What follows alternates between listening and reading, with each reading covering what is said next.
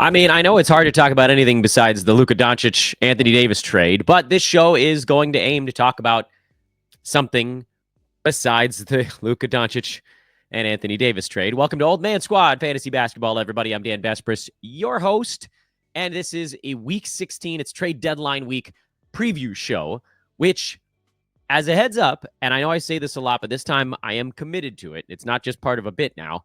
Will be a much shorter than usual show. For one, shout out to my buddy Matty G for making this backdrop that I'm using now. I'm going to work on stretching the frame out so it fits a little bit better, but I thought that was fun, so we're throwing that up on the screen today. Two, drop a follow to me on Twitter at Dan Vespris, Old Man Squad on Blue Sky, and follow, of course, subscribe, I should say. That's the word. That's what people say, the kids these days. Subscribe on YouTube. That's the way to go. Subscribe on iTunes, Spotify, whatever. Man. So anyway, the reason this is going to be a slightly shorter show than our normal weekly previews is that I don't want you guys using your moves until trade deadline day. Almost blanket statement. Almost blanket statement. Not all the way, but almost. Because this past week was stash week. That's why we did all these stash episodes. There's a few more that we're going to drop this coming week. Just because of scheduling stuff. But the reason you stash the week ahead is that on trade deadline week, you use your roster moves on things that actually are happening. So if you got 3, 4, 5 moves, whatever it is in a week, you don't want to use 2 of them, 2 out of 4 moves before Thursday morning. Then some trade goes down and you're stuck without a move, or you're stuck with 2 left. You're going, well, I don't know. Like maybe there's another shoe that's going to drop with this team. I don't want to use a move on guy A I like. Someone else gets them, they might end up blowing up the rest of the way. Or conversely, you use a move on a guy, they don't pan out, and then you don't have a move for the trade that happens an hour later. But there are some other things that we're going to be sorting through as we work our way through this thing. Shout out to our buddies at Bet Online with Super Bowl week coming up. This is the time to hang out with our friends over there. They're the world's most trusted betting platform and your number one source for online betting. This is the biggest betting weekend of the year coming up. Super Bowl week, Sunday week, Super Sunday, as they call it, which means hundreds of prop bets, MVP odds, exclusive in-game live betting opportunities, making BetOnline your ultimate game day companion. Visit BetOnline today, whether you're a seasoned fan or a first-timer, and make that game day action count a little bit more. BetOnline, the game starts here. Let's begin by looking at the weekly sit-start decisions. And there's another... Sorry, Matty G. I screwed this up. He has another backdrop where my face can be next to a window. I forgot to import that, and I got to do a bunch of work to actually make sure that everything fits. But I'm going to leave this one up right now because at the moment, nothing in the backdrop is getting covered up by what you can see on your screen. You guys know the drill by now. We're just going to start at the top. We're going to work our way through basically like the top 125 or so. And man... seeing Anthony Davis in that 4th spot with Dallas under his name and Luka right behind him with LAL under his name, that hits a little bit different. Both of those guys are out this week, so you're not starting either of them. Victor Wembanyama missed the last one with an illness, but you'd be nuts not to start Wemby if he's not ruled out for an entire week, which he is not. It's a 4-gamer, so obviously he is in there. In there. Damian Lillard is a start. He's been probable for like the last 7 or 8 ball games in a row. Kyrie Irving got ruled out, and everybody's going conspiracy theorist, but this is this is just a game against the Cavaliers. The Mavs don't think they can win, so they're sitting everybody. It's not a trade deadline thing. This is just a throwaway game. They do that. Didn't used to, maybe. Jalen Williams missed the last one for OKC. He's dealing with a wrist thing, just so you guys can see it. I'll throw that up on the screen. I honestly don't know. We've gotten very little information on what that means going forward, but it's a 4-game week for Jalen Williams, so I'm inclined to start him and hope for the best. Obviously, Jalen Johnson is a no. He's out for the year as we move into the next 25. Anthony Edwards, I don't actually know what's going on with him. Oh, he got ruled out on Saturday. That was an illness. I forgot about that. That was a late scratch. He's a guy you're likely to start. Minnesota, a 4-game week. A lot of the NBA, by the way, has a 4-game week. This is a heavy schedule week on trade deadline week, which I don't know. It feels kind of weird, but going into the start of the All-Star break. I guess they're trying to mush as many games in as they can. They figure teams are about to have some time off, so they don't need anybody to be ultra well rested now. There are also 0 teams with a 2-game week, as a little footnote. LaMelo Ball, you're not going to play him until he's back in there. Same with Chet Holmgren. Same with Joel Embiid. Although it sounds like Embiid is actually getting closer, I don't know how you take a shot on him until he's actually on the floor. Norman Powell got ruled out for the Clippers game on Sunday. Hip soreness. It doesn't sound like a huge deal. Clippers are a team with only 3 games, so you might want to be a little bit careful. But I got to think he'll be back in there for Lakers or Indy or Utah. Probably getting a 2-game week out of Norm. Maybe you get all 3. 2 would be enough with as well as he's played this year. The efficiency for Norman Powell has been through the roof and crazy. Cam Johnson is a no. I don't think he's playing until after the trade deadline. I think they've said that already, but I certainly wouldn't risk it. Zach LaVine is expected to be back on Tuesday. That's the latest report out of Chicago. That would give him 3 games this week, and that would make him a start. OG Anunoby, I think, would be a very dangerous play this week. He left partway through the Knicks' loss to the Lakers. The Anthony Davis-less Lakers, now that's a permanent thing you can say, hurt his foot. We don't really know what's going on. X-rays were negative, as you can see on your screen, but that doesn't mean that it's not going to take some time to heal up. So OG, to me, is someone you got to put on your bench. Also, especially with the fact that New York goes back-to-back Monday, Tuesday, and then they only have 1 game in the last 5 days of the week. They only have 1 game over 6 days starting on Wednesday. So the Knicks have sort of like that embedded bad schedule, but we'll get to that in just a minute when we talk about some of the streaming stuff. Paul George, is there an update on Paul George? No, I didn't think so. He's out. DeJounte Murray's out for the year. Jimmy Butler, you're obviously benching through the trade deadline, or if he gets moved, like today, you could make an adjustment on that. Freddie VanVleet left the Rockets game early, which is a real shame because he had crawled his way up into the 4th round before this little clunker game where he only had to play 17 minutes. Tough ankle deal, rolled it. I would assume that he gets a game or 2 off. Houston's been incredibly healthy this year, and their record is good, which is a damn shame because the Rockets have the best schedule in the NBA this week. They've got a 5-gamer, and this is like I've got Rockets, I'm going to trounce people week. Well, maybe not. Freddie VanVleet probably going to miss at least 1, maybe 2 or 3. I think I would keep him on my bench this week. Giannis, what's his game time call? Isn't he fine? Yeah, he's probable. I hate when they put the game time decision call on a guy that's probable. Giannis is good. Şengün missed another game with a calf injury. It's actually wise that the Rockets are going easy on Alperen right now. Again, they're in really good shape, but I am concerned that they've got this back-to-back. So I think we'll probably see Alperen miss Monday's game, which is going to make him a tough guy to play. In the remaining 4 games, you could still get a really good week out of him. With calves, you got to be so careful with the calf stuff. Like, calves heal slowly, and if they don't let him get all the way right, he could blow that sucker out and be done for the year. So I would probably bench Şengün. I know that he's been very good this season, especially if you're punting free throws, but I think you got to play it safe. Brook Lopez, what's going on with him? Is he another game time probable? Yeah, come on, Yahoo. Don't confuse me with this stuff. I feel like I've got a pretty good handle on the injury stuff, and then I see a game time call on a guy that's like, what? Isn't that guy fine? And it always turns out to be probable. Peyton Pritchard, what's his problem now? Boston has a 3-game week, so we want to be a little bit cautious there. The Pritchard update is an illness, and we'll get some information on him later today. So that's a good one. They're in Philly. If he misses that one, there's a flu going around that's destroying people. So I would probably bench Pritchard if he has to miss this game on Sunday. What else we got? PJ Washington, this is basically a rest game. We already talked about Dallas resting everybody. So I would start PJ. I would start Gafford when we get down that far. And I would certainly start Kyrie. There's Gafford. He's right behind him. Start those guys. Herb, Lively, Cam Thomas. Those guys are all out through the break. Naz Reid, son of a gun, finally got a start. Finally got an opportunity with Julius Randle out. And sprained his finger. I mean, this was the time, man. With Naz, I think you're just going to do whatever happens with him on Monday. Minnesota's got a game against Sacramento on Monday. If he's out, you bench him. If he's in, you play him. I'm not worried about Cason Wallace. I don't think he's a guy that you're playing most of the time anyway. Ja Morant is doubtful for the game on Sunday. You guys can see the marker there. Shoulder stuff. He's been on and off the injury report all season long. I mean, it makes Luke Kennard kind of an interesting play. Memphis Monday, Wednesday, Saturday this week. So you're going to get probably 2, I would think, max out of Ja, unless he plays on the back end of the back-to-back. He's a guy you do whatever you see him do on Monday.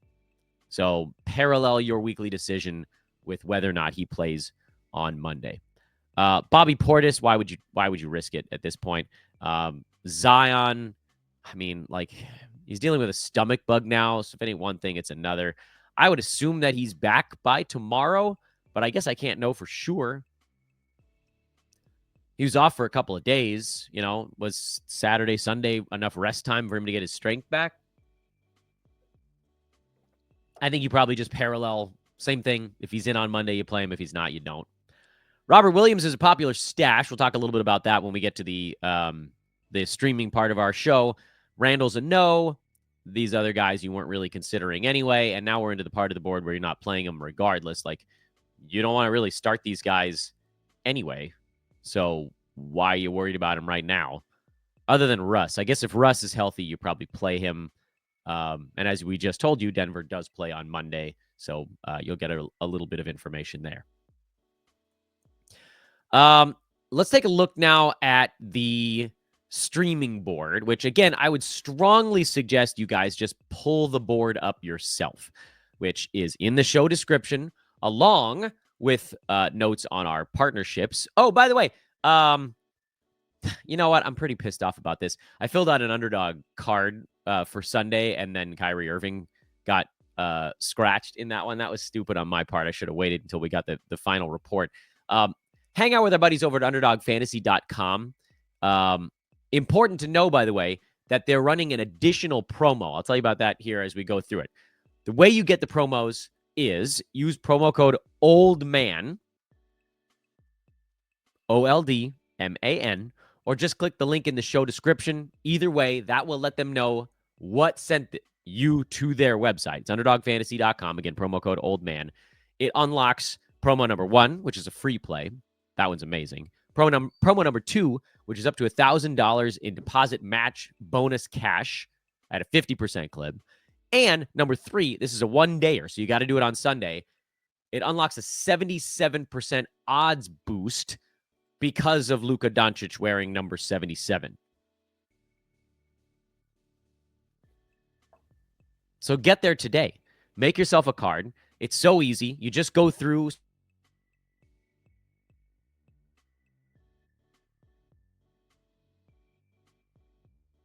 higher rebounds, lower assists, whatever. They've got all these possibilities listed, tens upon tens of them, and then 5 to 10 choices on each player. So it's really hundreds of choices to build out your daily pick'em lineup. That's what it is. And if you do 2, you can 3x your buy-in. If you do 3, you can 5x it. And today, again, you get that 77% boost. So it's so much fun. You don't have to know DFS to do it, which is also really nice. It's a pick'em game, so you don't have to fit 8 different player salaries into one perfectly structured card. And it's something you can do every day. You know me. I love me some full season fantasy basketball. This is a fun way to just have a little tiny thing going on the side, try to use some of the knowledge we have, and earn a few extra bucks in doing so. It's underdogfantasy.com, promo code OLDMAN, OLDMAN, or click that link in the show description and get yourself cooking over there. Let's talk about the streaming chart. And this is going to be a quick one because I don't want you using moves this week other than for one thing and one thing only, and that is the Houston Rockets. You can use one move. Okay, wait, let me amend that. I want you to save at least 3 moves for trades that happen. It doesn't have to be Thursday morning necessarily, although that's better if it's on Thursday, because at that point, trades will stop happening. Because let's say a trade goes down on Tuesday, you make a move because of it, that team makes a subsequent move on Thursday, and the move you made on Tuesday becomes obsolete. Still, I'm okay with that. Basically, the thought process is you don't want to wait too long because then someone else might be able to cash in on it. But you definitely don't want to go too early, and that's why I think 3 moves is probably enough. There will be a lot of moves on Thursday that'll be around the edges, and we're going to be like, well, I mean, I got to pick up this guy. You're going to try to, we get to that Thursday morning, and then this happens almost every year. If you save all 4, or let's say you have 5 weekly moves, And if you save all of them, you're going to get to the trade deadline on Thursday, and you're going to be sitting there going, well, I still have this move left. I might as well do something with it. Well, that's why I'm okay with you guys doing one thing early in the week, and that's Houston, especially because Tari Eason's likely to rest a couple games on these 2 back-to-backs. They have 5 games in 7 nights, the Rockets do this week. And Freddie VanVleet might miss some time. So there's an opportunity here for, and Alperen Sengun might miss some time as well. There's a potential opportunity for Steven Adams to actually do enough to be fantasy relevant. Dylan Brooks, who I loathe, and I would never advise starting him, but in a 5-game week, there's enough there. Reed Shepherd might even be able to do enough, although I might even lean towards Jae'Sean Tate if Eason misses a couple of games and if VanVleet misses a couple of games. There are some 5-gamers on the Rockets that would be worth your while. Otherwise, please don't do it. Please save your moves for actual trades that go down. I don't care what day the trades happen. I just want to make sure that you have a move to use when you see a trade happen. Okay? I'd love to go into more detail, but I don't know what trades they're going to be. Let's say, and this is why we did stashes last week, so that you could then wait it out. Like, example, let's say you stashed Time Lord, Robert Williams in Portland. Just keep doing it. Just keep sitting on him. We're this close, and there's a team in Los Angeles that kind of needed a center before, and now they, really need a center. Like, there's almost no way that the Lakers get through this trade deadline without getting some center. I don't know who it's going to be, and I don't know if they're going to be good, but they're looking for a center who's better than Jackson Hayes, which eliminates very few centers. Sorry, Jackson Hayes fans. He's not very good. But you look for someone like a Robert Williams. We've heard them linked to Miles Turner. I don't know that they have the assets to pull that one off. That one feels like more of a pipe dream. Nick Claxton feels maybe more tangentially attainable. It would take more than Robert Williams, but less than Miles Turner. That's a possibility. Maybe they go backup style and get like a Kelly Olynyk, someone that can space the floor and ball move and just kind of lean into the offensive side of things. And by the way, Olynyk, not terrible defensively. He can move his feet a little bit. He's just not a rim protector. So, maybe then you're sort of leaning into the keep everybody out of the paint. In any event, someone's going to end up on the Lakers. I have no idea who, but someone. And whoever that someone is a guy you're going to want to pick up when you see it happen. The reason I brought up Robert Williams is he feels the most expendable for the team that he's on right now. He's literally not playing in Portland. He's the 3rd center, and the funny thing, he's probably their best center, but they know his trade value is there, and so they don't want to risk him blowing out a tire. Is he better than DeAndre Ayton offensively? No, but defensively, the gap there is ridiculous.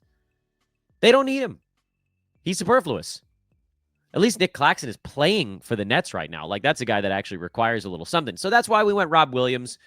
But you got to have moves ready for when other stuff happens. What if it doesn't turn out to be Robert Williams? Okay, great. You drop him, use it on someone else.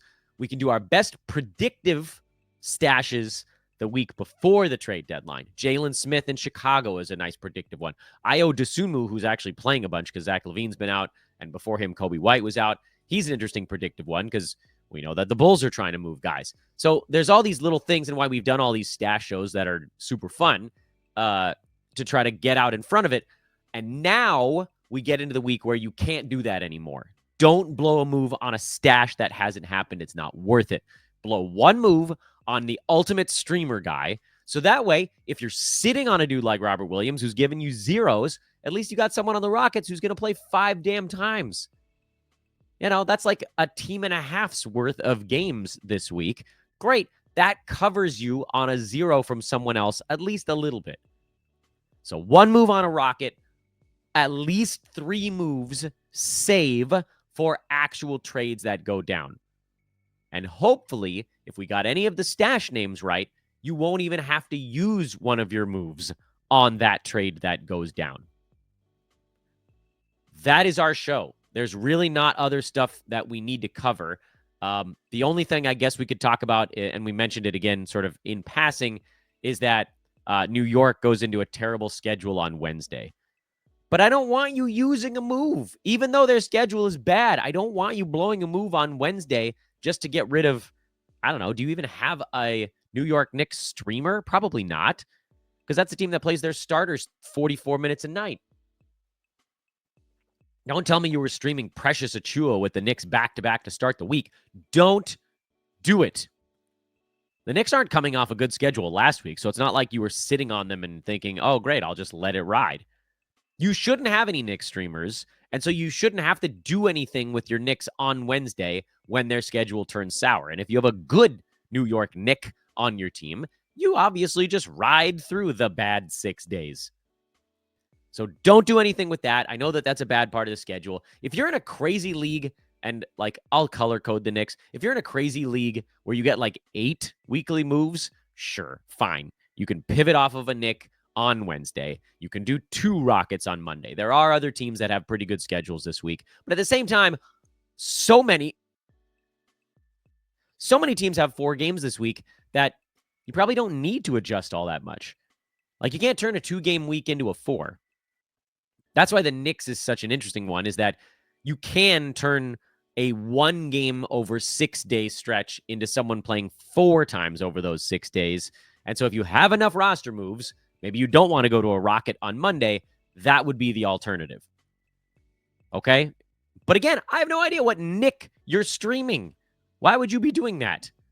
If you have 4 or 5 moves this week, you can't be screwing around with this type of crap. Not on trade deadline week. This is kind of like, this is the week where you can find rest of season special players, and then when the silly season starts to double kick in, that's the next time. But at that point, you're only going to have them for like 3 weeks. So there isn't much value there. Right now, trade deadline week, you could find a stud that'll give you 2 months of great production. Okay, now that's officially our show. Thanks for watching, everybody. I'm Dan Besbris. If you made it this far, you have to subscribe. Again, that's the rule. Go check out our Luka Doncic breakdown show. Excuse me, still coughing, with my buddy Adam King. And make sure to hang out with us on trade deadline morning. Adam, myself, David Williams will be trio hosting a 5.5-hour trade deadline live show that starts at 7 a.m. Pacific time. That's on Thursday morning. We'll obviously break down this Luka Doncic trade because that's crazy. I'm going to try to keep a running tally of every trade that goes down. I did that last week, and I might have missed a couple. But I think I have more hosts this year, so that should allow me to do more tweeting and more cataloging. Also, just in case you like other analysts, we've got them as well. Noah Rubin, Daniel McKee, Dan Palio, Josh Milliman, Dan Titus, Scott Keller, Adam G. Stock, Alex Rickling, Steve St. Pierre, and more. Still working on scheduling a few other guys. I think Alex Barutha is going to be on that show, if I'm remembering right. Probably more even beyond that. So it's going to be a star-studded Thursday morning. I hope you'll hang out with us on that one. Make sure to go bookmark that one. The link is in the show description, or it's the featured show on our YouTube page, so you can also bookmark it there. Just hit the like button. That's an easy way to do the bookmarking. I'm Dan. I'll see you on Twitter at Dan Besbris or on Blue Sky at Old Man Squad. Like, rate, and subscribe. See you guys next time.